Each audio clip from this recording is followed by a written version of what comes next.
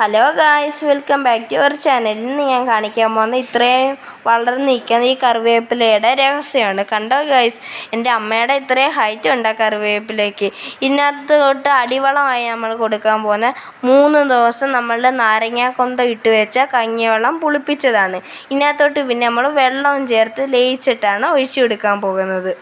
നമുക്കിനി അത് അതിനകത്തോട്ട് ഒഴിച്ചു കൊടുക്കാം. ഇത് ഞങ്ങൾ ആഴ്ചയിൽ 2 ദിവസമാണ് ഒഴിച്ചു കൊടുക്കുന്നത്. ബാക്കിയുള്ള ദിവസമല്ലേ ഞങ്ങൾ വെള്ളം ഒഴിച്ചു കൊടുക്കും. കൂട്ടുകാരെ, ഞങ്ങൾ ഈ കറിവേപ്പില മേടിച്ചപ്പോൾ എങ്ങനെ ഇരുന്നതെന്ന് ഞങ്ങൾ ലാസ്റ്റ് കാണിച്ചു തരാം കേട്ടോ. കൂട്ടുകാരെ, പിന്നെ ഇടയ്ക്ക് വെച്ച് ഇതിനകത്ത് ഉറുമ്പിൻ്റെ ശല്യമുണ്ട്. അതിന് വേണ്ടി നമ്മൾ അമ്മയുടെ കയ്യിരിക്കുന്ന ആ സാധനം മേടിച്ച് ഈ പമ്പറിനകത്തോട്ട് വെച്ച് അടിച്ചു കൊടുക്കുന്നത്. ആ സാധനത്തിൻ്റെ പേര് വേപ്പെണ്ണ എന്നാണ് ഗൈസ്. ഇതിനകത്താണെങ്കിൽ 5 ml 1 ലിറ്റർ വെള്ളം എന്നാണ് ഇതിൻ്റെ കണക്ക്. ഇതാണ്ട് അമ്മ അടിച്ചു കൊടുക്കുക ഗൈസ്. ഇതടിക്കുമ്പോഴത്തേക്ക് ഇതിനകത്തുള്ള ഉറുമ്പ്, മുഞ്ഞ എന്ന് പറയുന്ന ഒരു കുഞ്ഞു സൈസ് പുഴുവാണ് മുഞ്ഞ. അതും ഇതും എല്ലാം പോയി ഇതിനകത്തുള്ള.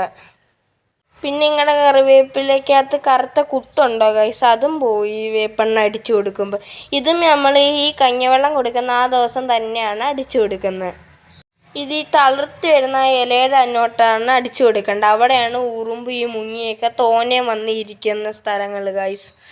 ഇത് ഒട്ടുമിക്ക എല്ലാ ചെടിക്കടയിലും കിട്ടും കൂട്ടുകാരെ, ഈ വേപ്പെണ്ണ എന്ന് പറയുന്ന ഈ സാധനവും പിന്നെ ഈ പമ്പ് ചെയ്യുന്ന സാധനവും.